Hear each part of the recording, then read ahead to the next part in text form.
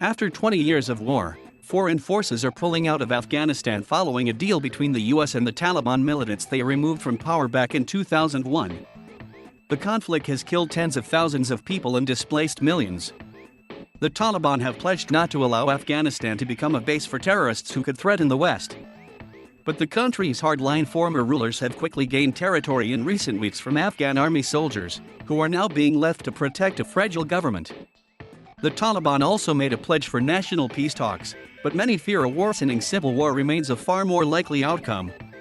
Nevertheless, Joe Biden, the fourth U.S. president to oversee what has become America's longest ever war, one costing hundreds of billions of dollars, has set a symbolic date of September 11, 2021 for full withdrawal. Back in 2001, the U.S. was responding to the 9/11 attacks on New York and Washington, in which nearly 3,000 people were killed.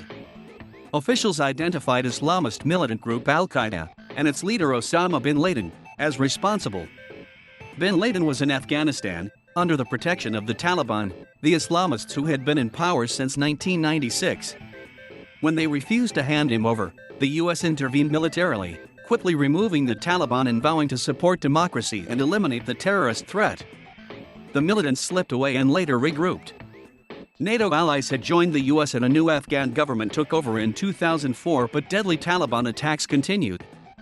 President Barack Obama's troop surge in 2009 helped push back the Taliban, but it was not long-term. In 2014, at the end of what was the bloodiest year since 2001, NATO's international forces ended their combat mission, leaving responsibility for security to the Afghan army. That gave the Taliban momentum and they seized more territory. Peace talks between the US and the Taliban started tentatively, with the Afghan government pretty much uninvolved, and the agreement on a withdrawal came in February 2020 in Qatar. The US-Taliban deal did not stop the Taliban attacks. They switched their focus instead to Afghan security forces and civilians, and targeted assassinations. Their areas of control grew. They emerged in the civil war that followed the withdrawal of Soviet troops in 1989, predominantly in the southwest and the Pakistan border areas. They vowed to fight corruption and improve security, but also followed an austere form of Islam. By 1998, they had taken control of almost all of the country. They enforced their own hardline version of Sharia, or Islamic law, and introduced brutal punishments. Men were made to grow beards, and women had to wear the all-covering burqa. TV, music, and cinema were banned. After their overthrow, they regrouped in Pakistani border areas. With up to 85,000 full-time fighters, they are thought to be stronger now than at any point since 2001. In terms of lives lost, it is obviously not easy to say exactly.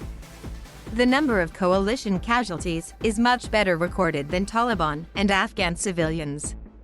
Research by Brown University estimates losses in the Afghan security forces at 69,000. It puts the number of civilians and militants killed at about 51,000 each. More than 3,500 coalition soldiers have died since 2001, about two-thirds of them Americans. More than 20,000 U.S. soldiers have been injured. According to the UN, Afghanistan has the third largest displaced population in the world. Since 2012, some 5 million people have fled and not been able to return home, either displaced within Afghanistan or taking refuge in neighboring countries. Brown University research also puts the U.S. spending on the conflict, including military and reconstruction funds in both Afghanistan and Pakistan, at $978 billion up to 2020. The obvious question is, will the Taliban take over the country again? President Biden has expressed confidence that the militants will not topple the government in Kabul. But one U.S. intelligence assessment in June concluded it could fall within 6 months of the military departure. The Afghan government disputed some of the militants' territorial claims. Fierce fighting was going on in a number of key cities, and several were in the hands of the militants. The U.S. says it will keep 650 to 1,000 troops to guard the U.S. Embassy, Kabul Airport, and other key government installations. The Taliban have said any remaining troops could be targeted. The other major fear is the country once again becoming a training ground for terrorism. Taliban officials insist that they will fully adhere to the deal and prevent any group from using Afghan soil as a base for attacks against the US and its allies.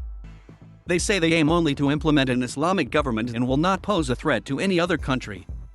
But many analysts say the Taliban and Al-Qaeda are inseparable, with the latter's fighters heavily embedded and engaged in training activity. It is important also to remember that the Taliban are not a centralized and unified force. Some leaders may want to keep the West muted by not stirring up trouble, but hardliners may be reluctant to break links to Al-Qaeda. Just how powerful Al-Qaeda is and whether it could now rebuild its global network is also unclear. Then there is the regional branch of the Islamic State group, ISKP, which the Taliban oppose.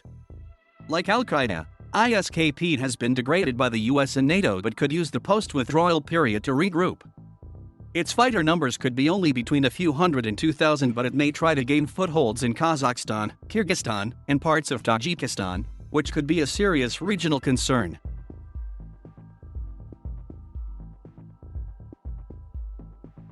Thank you for watching.